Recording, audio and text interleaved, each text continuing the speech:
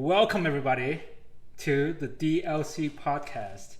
I am Gabriel, And I'm Jerry. and this podcast is just for us to talk about life, I guess, right? Yep, And that's right. yeah. So, uh, who are we, right? I am a 25-year-old that lives in the States, and I was born in Hong Kong, and I have two cats. They are in my picture. Right, so I'm 25 as well. I'm living in Hong Kong.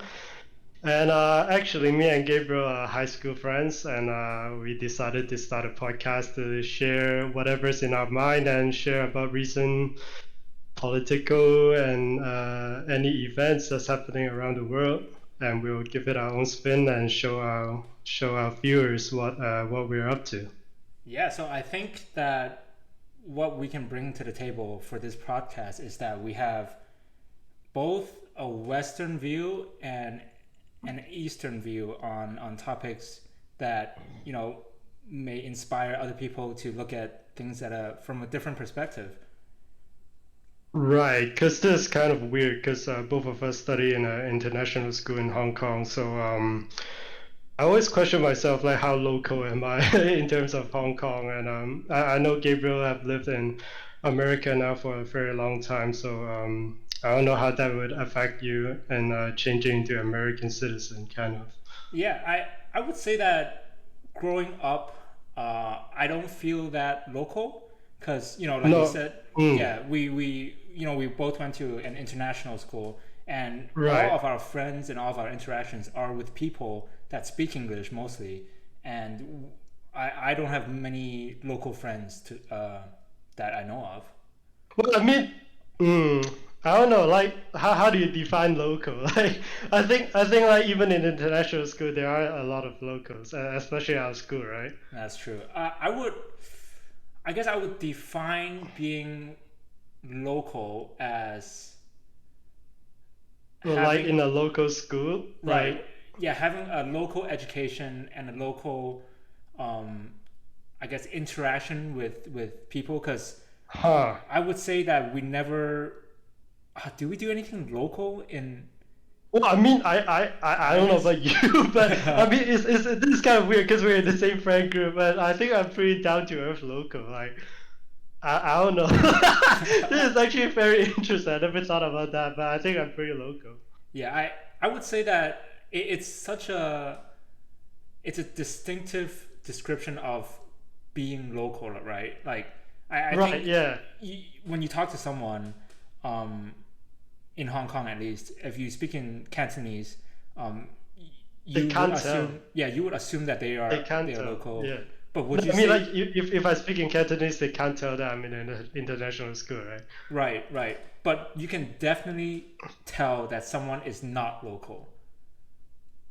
Can Because can you? yeah, through conversations, if I would say some mannerisms are kind of different, because we have more of a Mm. Western influence, right? Talking to someone from Hong Kong, if they speak English, they mostly have a British accent, and both of No, us. I don't think so. You don't think That's so? not British accent. That's Hong Kong British Okay, accent. it's Yeah, you, Hong you, Kong. you know exactly what I mean by I know that. exactly what you mean. It's a Hong Kong spin of the British accent. Yeah, even for us, like I think that international students have like their own accent. It's never American or British or whatever. You know what I That's mean? true. Like That's we true. got our own accent. And it's kind of weird. Yeah, one thing that I did get a lot of comment about when I came to the States, when I tell them that I'm from Hong Kong, they would say, "Oh, what? Like I did not sound like I was someone from Hong Kong because I don't have much of an accent." And even if someone coming from Hong Kong, they might have, I would say they would enunciate and pronounce things more Yeah, of the true, British very way. true. Yeah, Yep, true. I agree. I agree to that. I don't know. That is but very interesting. yeah, but it's also hard to just say that, oh, you are local and you're not local just by the way you speak, because I I think think I there's a think range, I right? think if we speak in Cantonese, I can like you can't tell if I'm local or not. Like that's definitely true. But if we start speaking in English, I can tell if you're in an international school, if you're ABC or you're local, because that English accent is huge. Like the Right. differentiation of that. And for our listeners, ABC is American born Chinese, right? Yeah, yeah, or And Canadian or whatever. Yeah. right, and I think I would not consider myself okay. I am not an ABC because I was born and raised in Hong Kong, right? Yep, me And neither. and it's have you met anyone that identifies as an ABC but isn't actually born in America or like outside of Hong Kong? Um, I mean, I mean, there are definitely people that how should I put it? That are definitely not local and they try to be local. You know what I mean? Like it's obviously they're like what's the word? White mix or like whitewash? Whitewash, that's right. Whitewashed. Hmm. Like you can tell they're not local Cantonese, so like local Cantonese would say the same for us as well. So I don't know, this guy yikes out. I want to touch on this too much. Yeah, I think anyone who tries to like overcompensate just to fit in is kind of weird. Yeah, I feel like cause being right. yeah being in an international school, I feel like everyone kind of have their identity kind of sorted out. I don't feel like Yes. anyone No, really I don't know about that. can because at least from the people that I interact with, I don't think anyone is trying to you know become something so different than they are just to fit in. Since our international school is kind of small, it's a what we graduated with a class of 80 people or something like that, and and We didn't graduate together. I went to Australia, oh shit, so that's true. That is yeah, true. but I definitely understand what you mean. Like we form our own group within that small like amount of people or whatever, you know. Right, right. Actually, okay, so this is one thing that I wrote down that we could have talked about is it is the perception of high school in like, American movies versus how our experiences in high school was. I would say it is very different because people, Extremely different. yeah, for me personally, I think high school was probably the best time of my life so far. I can't speak for I everyone, debate that. right? But at the same time, we there wasn't, in American movies they have like, oh, there's the geeks, and then there are like the jocks, and then everyone Yep, is segregated in their own group. For us, it's kind of like huge every mix. yeah, everybody gets along with each other, everybody knows each other, and we wouldn't To an extent, yes. yeah, to an extent, like I have probably talked to every single person from our like grade at least I mean, once. let's be honest. There will still be like small groups, but it's a bit more diverse than like what people like. Like, what's the word? Well, how people feel in the movies, you know? Right, right. Right. Yeah. And they also say so. I feel like this is an American thing where college is supposed to be the best time of your life. For me, Right. I did not feel that at all. Because okay, that's a very interesting point. Because Yeah. for me, even the word college, that's super weird for me. Oh, Because no one calls university college in right, not Australia or even in Hong Kong. Because university is university, college is college. right. In the term of college, it's like it's either high school or it's diploma. Those are college for me. Mm-mm. So So is college, that super weird if people call university college? Because like for me, that's just weird. right? So I feel like college in the Eastern sense, it's like a intermediate between high school and university. Right. It's Exactly. it's like a That's exactly what that you got it right on the point, right? it's like we think about like community college where it's like, oh, 1 or 2 Yes, years you right. get your gen eds done and then you go to university. Exactly. That's Like what a we think about diploma when in like we Australia or Hong Kong. right. So I think yeah, that's very very interesting because when I was studying in the States, I studied 4 years here, and everybody just called it college, and it's Right, I know what you mean, and I know that it doesn't bother you, but it's kind of annoying for me. Okay, we will refer it to university from now on. For context sakes, I understand what you mean. Right. Okay. So, and you said that you studied in Australia for you finished high school in Australia and then Yep. you stayed in Australia for university. Yep.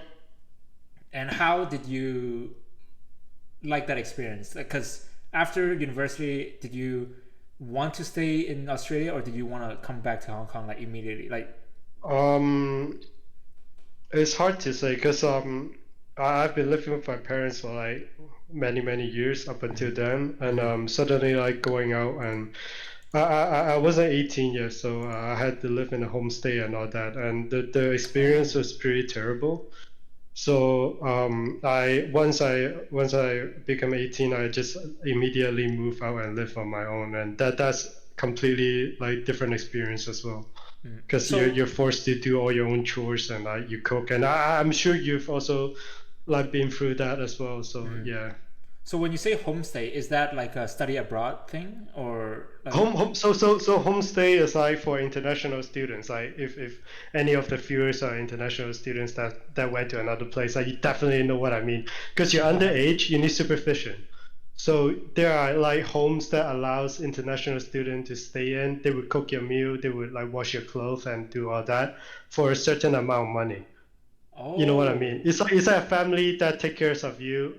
That is not your family. oh wow oh okay I didn't know that because You didn't know that? yeah I didn't know that because in I think in the States when I came over here I was what how old was I think okay maybe I was above 18 but I think even if you Yeah. were under 18 you can still like live on your own live in the dorm. You can. Oh, okay, fair enough. There are dorms, but Hmm. I guess we chose the homestay option. I don't know why, but for us for our school, the dorms are for like the bad kids, because they got like more strict and like more rules in the dorm compared to homestay, because you get to like go out and like make plans and stuff. You know what I mean? Like, as long as you don't break the rules within the homestay. And of course, for me personally, like there were a lot of issues, especially with the food. Oh, okay. Wait, what do you mean issues with the food? Like, were they bad or you're just not used to it? Right. Yeah. Uh. You know, you get your bad days and you get your good days with food, but Sure. like I love cooking, but I don't have much preference. But sometimes, you know, food is like a bit too bad for Yeah. like a long period of time, let's say 2 months, and you kind of have an issue. And also Uh, they I'm not gonna say where the family is from, but it's an Asian family, and mhm. I don't know why their family choose to like cook the rice, and then they will leave it on the counter. What? Like, yeah, for like 4 to 5 days I'm talking about. They would cook like, I think it's a cost efficient way, you know what I mean? Like you cook a lot of rice, Right. and then you just so you don't need to cook it again, I guess. So that's a very Asian mindset, right? But Oh like my they would God. just leave it in the open with like a plastic wrap. Okay, I'm pretty sure that's you're not supposed to do that because so That's disgusting, man. yeah, that is very disgusting. Cause Like, so we're I talking about Australia, right? A place right that's and it's super so hot. hot. Yeah. It's not humid. It's not humid like Hong Kong. Hong Kong sucks, right? Right. It's super humid. You're like in a sauna forever. But like in Australia, it's hot. It's dry. But like it's still not hygienic to put your rice out for like let's not say 2 days. Let's not say 3 days. Like 2 days is a maximum. I'm pretty You sure. know what Okay, I so mean? I cook my rice in a batch as well. So I cook a lot of rice because I live by myself. Yeah, Um, put it in the fridge for God's yeah, sake. yeah, exactly. I put it in the fridge after I cook it, and because if you leave rice out in room temperature, I think it's something like if you leave it more than 2 hours, there is bacteria Oh, I'm sure that there are. grows I'm within the sure there rice, are. and even if you reheat the rice, let's say that I make fried rice out of this rice that I left That's out, still fucked, you man. still cannot kill whatever bacteria that grows on it. It's like a specific Absolutely not. bacteria.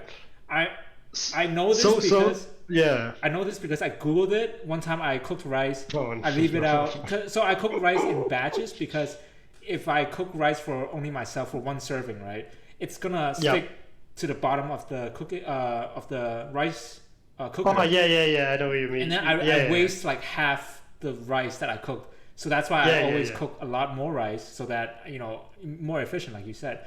One time I left it out for 3 hours or 4 hours. I had to throw everything away because I googled it and then Google said if you leave it out for more than 2 hours, this bacteria No grows way. and you No cannot way. kill it.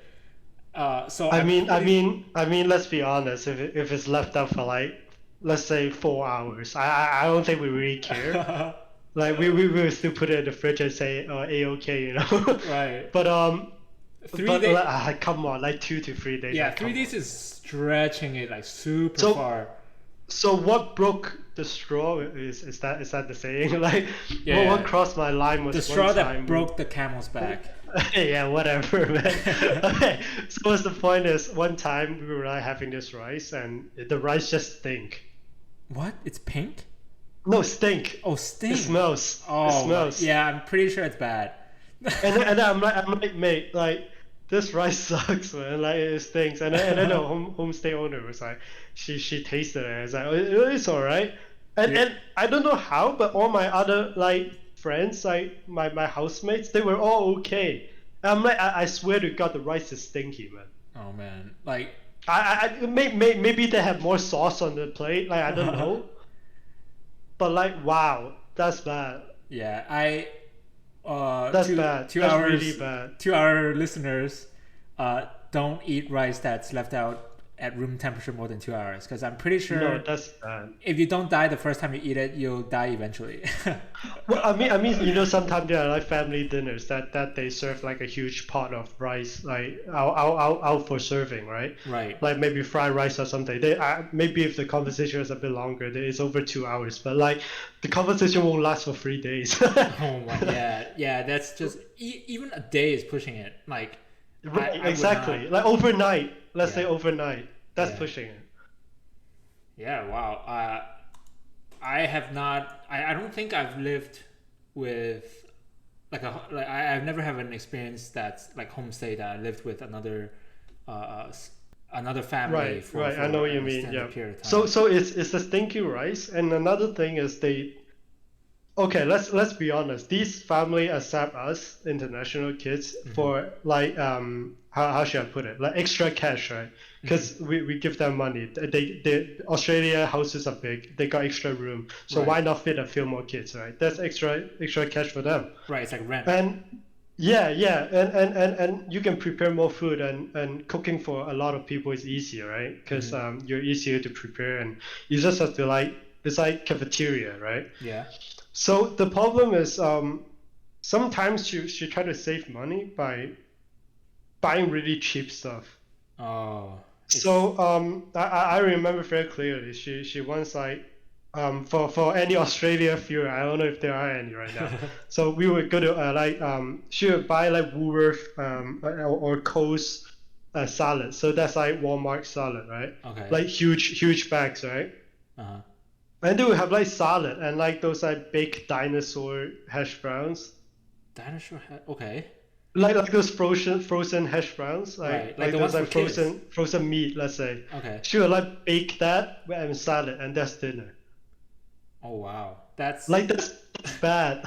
that's like maybe she's trying to give you the genuine college experience, right?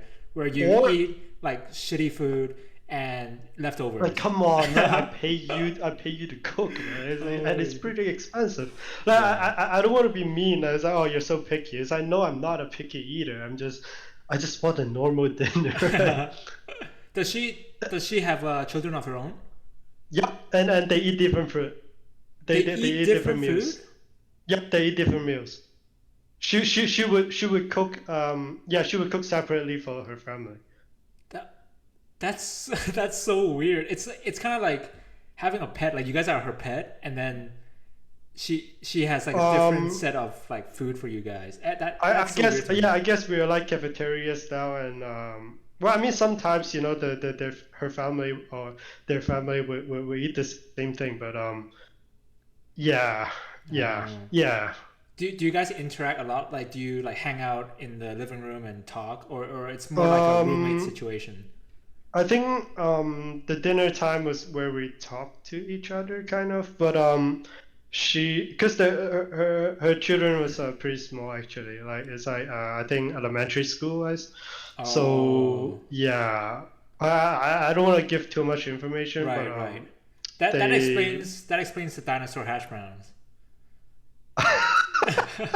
Because I was gonna say like, oh, she's cooking dinosaur hash I browns. don't think her kids have that. What?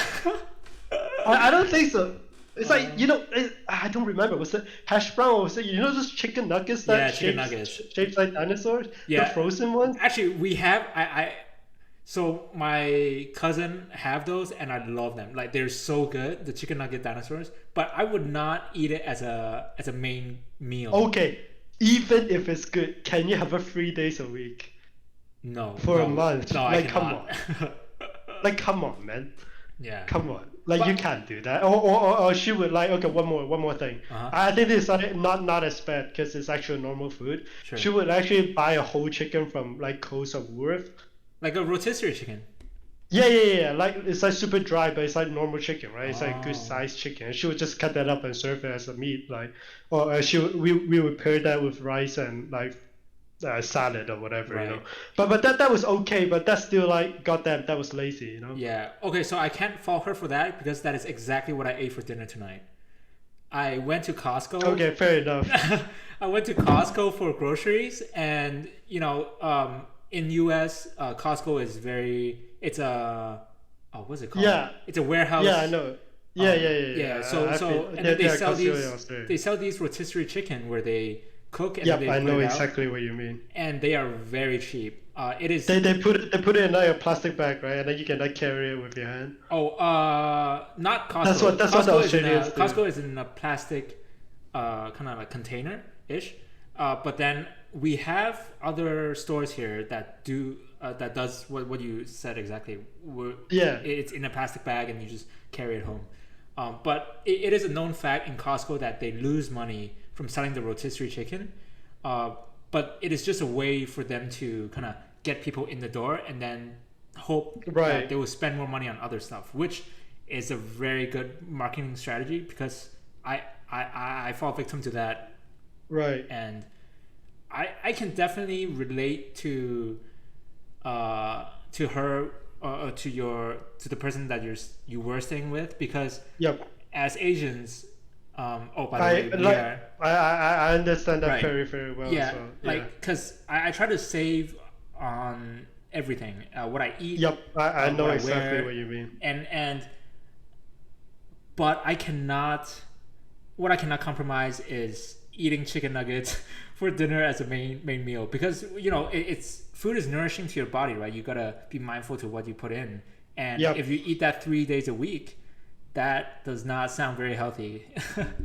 Okay, for more context, I think even for our viewers, I think we want to give like an Asian perspective to everything. I think Yeah, that's one of the things that we want to show in our channel. And for this case in particular, like I understand exactly where you're coming from. Like even for myself, when I live alone, I always like calculate everything, especially grocery shopping and how I like balance my diet and all that. Like I calculate everything in terms of money, right? right. You know what I mean? So Yeah. what she did right there, I completely understand. Like I moved to another homestay, Mm-hmm. Oh, and the you lady actually did kind of the same thing. Like did you but the food request? was acceptable. Did you request to change, or was it Yeah, like, oh, this is your I order? request to change because that Oh, that was inhumane to an extent. yeah. I agree with Because you. but the next lady, she did the same thing. She went to Costco.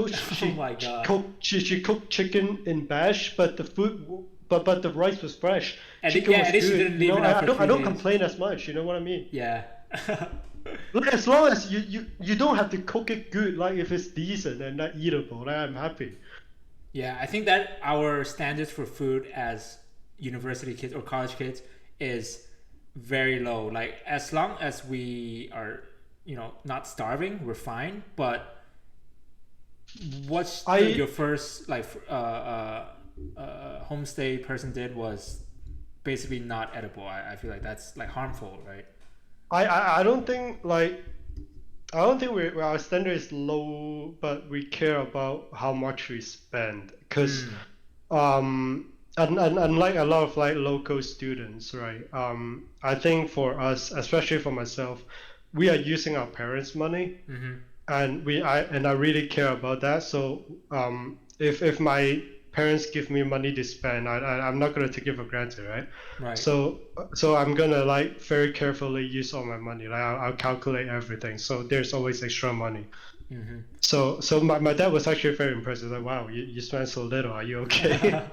But like if I live alone for my with like with my ex back then, like the food wasn't bad. Like I cooked good food. Like it was nutritious. It Right. was normal per se. But Yeah, yeah, once you have your own place, or like you live with um somewhere with no authority, I think you have a lot more freedom to choose what to cook and what to put in your body, right, exactly. and really try And to. I think with that freedom for me for myself, I set up a lot of rules for myself, and like I got a plan, and that actually put me in a comfort zone. Right.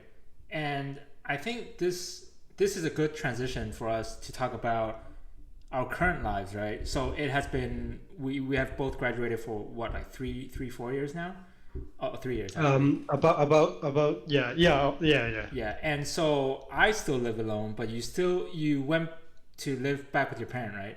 Yep, I'm currently in Hong Kong right now, and you're in the States. So how would you say, would you prefer the freedom that you had in Australia, or do you think that something you have now Ooh. is sustainable? Because obviously, in Hong Kong, for pre just a preface, in Hong Kong it's very hard to rent a place, because rent in Hong Kong is very expensive. Think of it like New York City, right? Or some big Yep. city like Seattle or whatever. And Yep. Yeah, I basic think it's New York level. I think. mhm. Yeah. And just living in Hong Kong, basically rent is, you can only do that if you're very very well off. And I would Yep. say Exactly. 80 to Yep. 90% of young adults from like 20 to 30, they still live with their parents, and that's the common thing in Hong Kong, right? Absolutely. I think that's one of the topic that we can go in depth more in future podcast Mm-hmm. episodes. And um, yeah, actually, I quite enjoy the freedom of living alone in Australia. And again, like I said, there are a lot of things that I can control. And right now, they are good and bad because Mm-hmm. I like the freedom and privacy, and Mm-hmm. unfortunately, that's not something that I could get in Hong Kong. Right. Now living with my parents. Um, yeah, actually, there's so much to talk about in this topic because there are like concepts of like 家用, if you know what I mean, like Yes. the home allowance and Yes. all that we could go into like a complete another podcast another time. But to give a summary, I think I would prefer living alone, but Mm-hmm. as you said, it's not possible in Hong Kong if you're making a normal wage per se. Right. And And even if you do want to sacrifice one third of your salary and maybe share it with someone else and rent an apartment, that apartment is going to be hella small. mm-hmm. And if two people, like if a girlfriend or you get a roommate living in such a small apartment, I can guarantee you there will be conflicts and there will be problems Right. because people, as much as I think, as much as you love each other or you know each other, like you need a certain amount of privacy, Right. I think and that's what so. I think. There is a saying in Cantonese, 相處好同住難, right? Yeah, exactly, You right, can get along well with another person, like you can get along really exactly, well. They are basically your counterpart. But once you yep, live together, everything changes. exactly. Like You know exactly what I mean, every right? little thing can bother you or bother them, and it's very hard to, like you said, you don't have your own personal space to kind of filter out everything and kind of just think on your own, and you have to deal with the problem right there and right then. And, and I Mm-hmm. think that is such a stressful situation to be in if you already have an established, let's say like you dated a girl for extended period of time, right? Mm-hmm. Let's say 5 years or whatever, and then you decide to live together. You both rent a place, and then like the first month, you hate living with each other, and now you're stuck with the rental place. Exactly. And in Hong Kong, it's you can't kind of like experiment. You can't say, oh, let's rent out a hotel for a month, right? Because that's super expensive. Yep. So it is really a gamble to kind of move in with someone. Even so that's why having like your own place, you can kind of have someone come over, live with you, for a month, right, because you own the place. And then if it doesn't work out, it doesn't work out, and if it does, then perfect. Then you can move in or something like that. I would add to that. I think there's a few points I want to make. First, you practically cannot own a place in Hong Kong. I don't think so. Right. Like the housing price is so abnormal that there's no way that you're gonna own your own apartment without your family support. Or you're a genius and making tons of money, or you're a trader or whatever. I don't know, right? So I think that's like if you're talking about like let's say mid-20 to 30 years old, like that's out of the picture. Yep. And second thing is unlike what you think, I think it's very easy to find a place in Hong Kong and set up all that thing. And it's also very easy to get out of contract in Hong Kong as well. Unlike Australia, I know that there are a lot of like regulations, and like if you're stuck in a contract, you're stuck in a contract, right? But I think in Hong Kong it's much easier to get out of contract because everything is about speed in Hong Kong, and you can connect to a Wi-Fi within 1 day, right? Oh, that's so in Australia, you need to take like 2 weeks, 1 month. I've waited. That was painful, man. But in Hong Kong, if you don't get it in second day, I changed to another network. Yeah, I would say that one thing that I miss about Hong Kong is that everything is so efficient, and everyone speed. Yep. Yeah, exactly. Everyone wants everything immediately now, and it gets done. Yep. Right. Exactly. I exactly know what you mean. Yep. Hong Kong is all about speed and efficiency. Yeah. And by no means we're saying like other countries are lazy, but it's just how that's how we work, and it's because we're so small and so accessible, especially in like transportation and all that. So it's much easier for like technicians to come out to our place and just fix it. Yeah, I would say it's comparable to New York City, where everything's busy. Right. You would go, everyone's got their thing to do, and then everyone's just rushing all over the place. Right.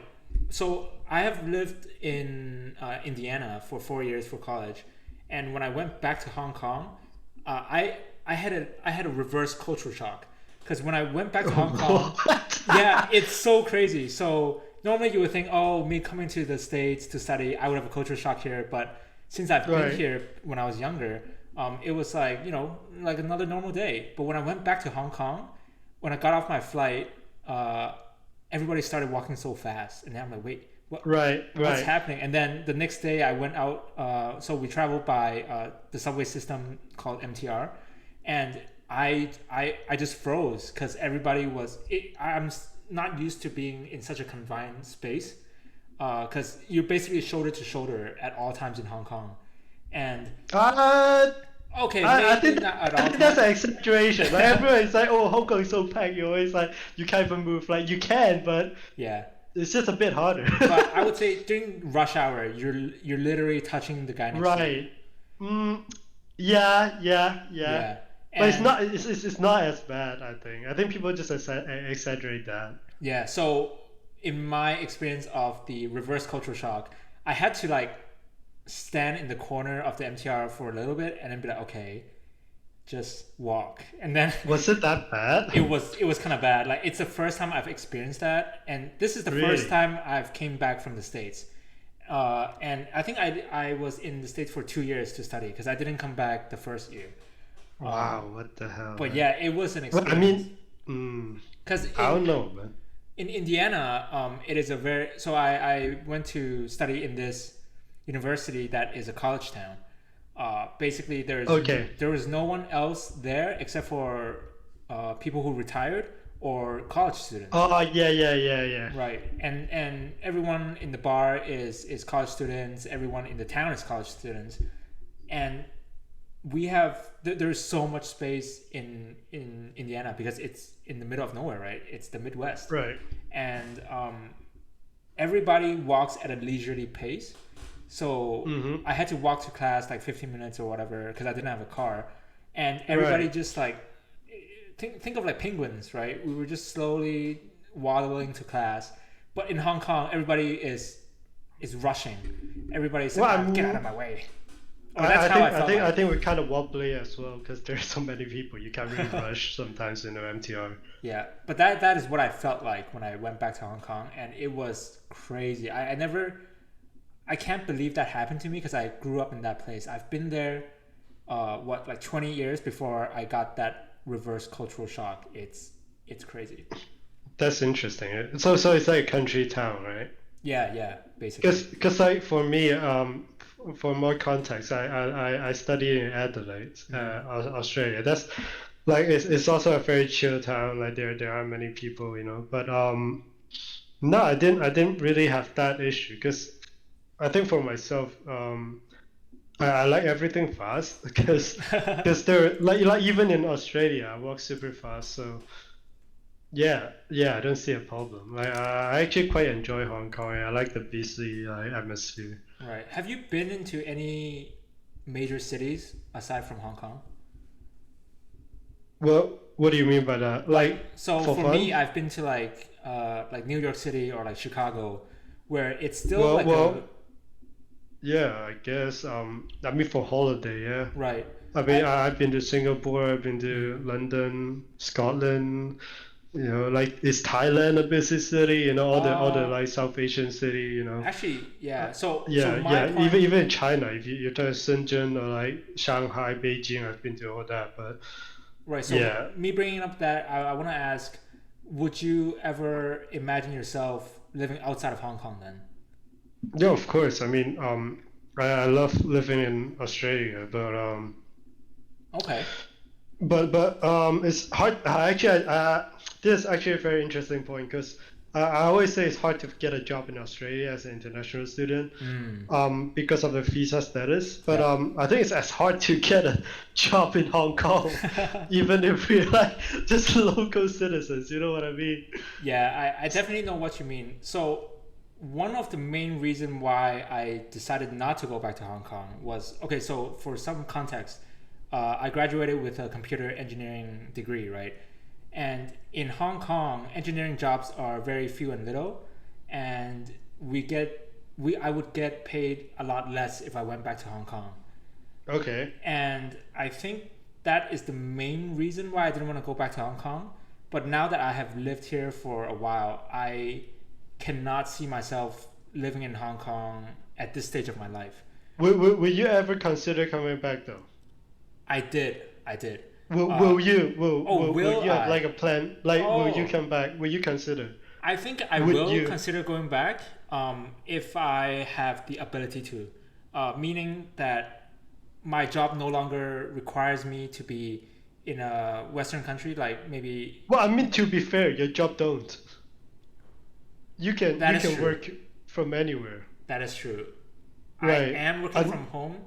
Um, Yeah. yeah. So I think what is stopping me now is tax implications, right? Because my job is still located in the Okay. States. So if I ever were to go back to Hong Kong, I would have a different job, I think, and not be an engineer.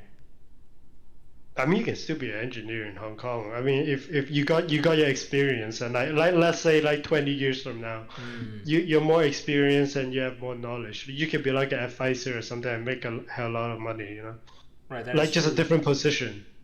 So in Hong Kong, so okay, this is an interesting fact that I have kind of noticed. So in the states, engineers are paid very well, and it is somewhat of a like it's a job that is looked upon kind of like doctors and lawyers, right? But in Hmm. Hong Kong, engineering is actually not that popular, and it is not very highly respected. I Um, think it's a supply demand issue. yep, that is And exactly it. if viewers disagree, please educate me on this because I'm not in this industry, and I would love to hear what you guys think. But I think that in Hong Kong there's a lot of IT people.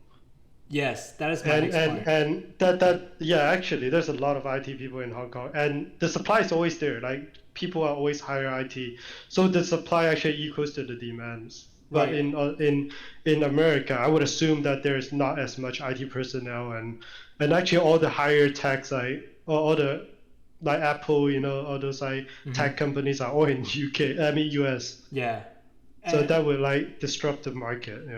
so in Hong Kong, everybody who they treat everyone who works with computer, like let's say you're a developer, let's say you're a web designer, whatever, they would label you as IT, which is Yep. which is what I hate because IT and computer engineering or computer science is totally different. It is Okay.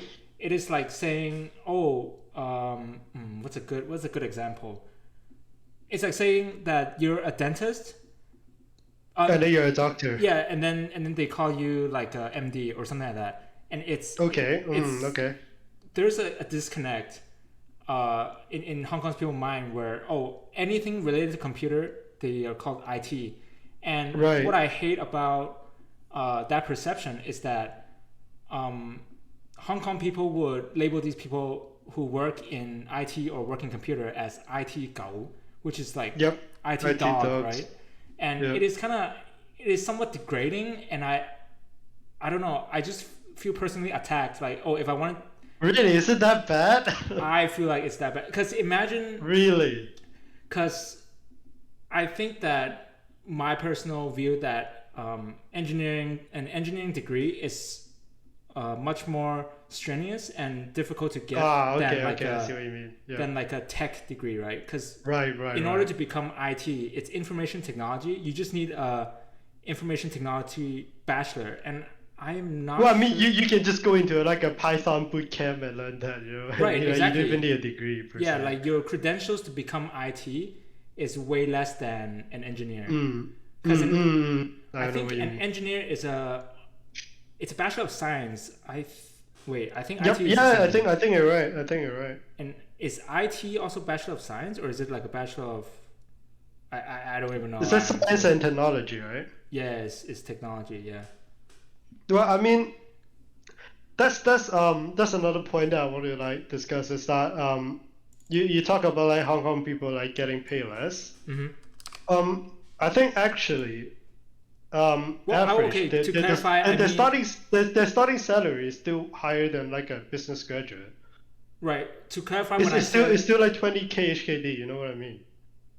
right, wait, 20K HKD. Okay, 20K HKD per month, right? Yeah, yeah, yeah, yeah. Okay, because in the States, when we talk about salary, we talk about per year.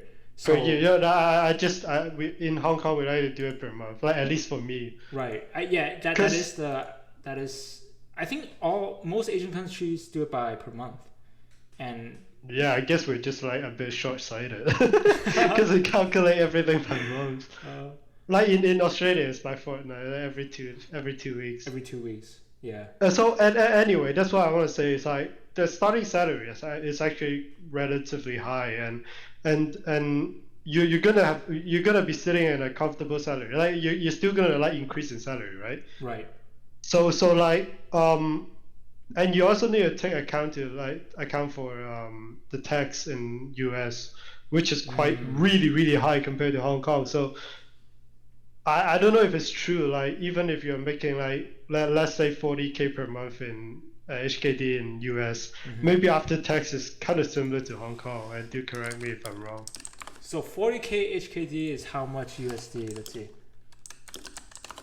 Okay, so 40K HKD per month is 5,100 USD per month. So that's actually a lot, right? And I think you are For Hong Kong, it's a lot. yeah, for even the States, Is it? 5,000, yeah, 5,000 per month is pretty high. Well, I mean after tax, it's not that high. After tax, it would be, let's say, Well, I is it think like that 30, is 40%? no. Oh, actually, it depends on the state, I think. Yeah, Let's say that that's kind of it's messed let's say up. it's 25%, right? 25% tax, then you get 3,750 USD Right. per month, which is like 30K HKD. Hmm. Yeah, but I do agree. U.S. tax is very discouraging because you're like, oh yeah, I make this much, but I get taxed this much. And at the same time, Right, exactly, right. I know what you mean. yeah, and at the same time, we don't have as good medical coverage. Hong Kong don't either. Are you sure? Because I thought, okay, no, okay, Hong Kong. I mean, okay. Government medical is good, but you need to wait a long time. Right. You know what I mean? Like, but like it's actually really cheap if you're willing to wait. But again, that's why there's so many insurance in Hong Kong, because the line is just too long. Right? If you get cancer, you're like, by the time you die, like you probably wouldn't be treated. Right. So there was a time where I had to stay in Hong Kong hospital for about, I would say 3 weeks because I was bedridden. This is the story we can talk I heard about that. And so after the 3 week stay in the hospital, everything was included, food, medicine, whatever. All I had to pay, I think, was, it was like a few $100 HKD, which is... You went to a government hospital? Yep, I went to a public hospital. Yeah, exactly. Hospital. It's cheap, right? Yeah, 3 week stay it's less than $100 USD, but that's really cheap. Right? 1 day stay in a US hospital, it may be thousands of dollars. Really? Yeah. USD. And it's because the base cost of medical medical fees are so jacked up, because what happens is that the hospital charges you, but on every little thing, right? Yeah, and in a sense, it is charging your insurance, right? So in their mind, they're thinking, oh, insurance pays this anyway. Insurance, right. Right, and then so everything is marked up. Like I forgot the actual numbers, but then if you call an ambulance in US, it's like a few $1,000s. It might be 2,000, 3,000, I don't know. Right. Which is insane. Like if you got in an accident, if the first thing you think about is, oh, how much is the ambulance? That is not like a ideal situation, right? If you're fighting for your life and you're worried about how much the ambulance is going to cost, that is just a really messed up system. Right. Yeah. So I think in that sense, Hong Kong's medical is, even though they may not subsidize it for you, or maybe the government doesn't give you too much benefits, the base price is still very low compared to US. I would agree to that. Yes. Yeah. And I'm not knowledgeable about this. People can correct me, but I think the US medical industry is pretty big, because the big pharmaceutical, right? That's how they make money, where they patent their drugs and they sell it over the counter. It may cost them like a few cents to make them, but they can sell it each pack for like hundreds of dollars. And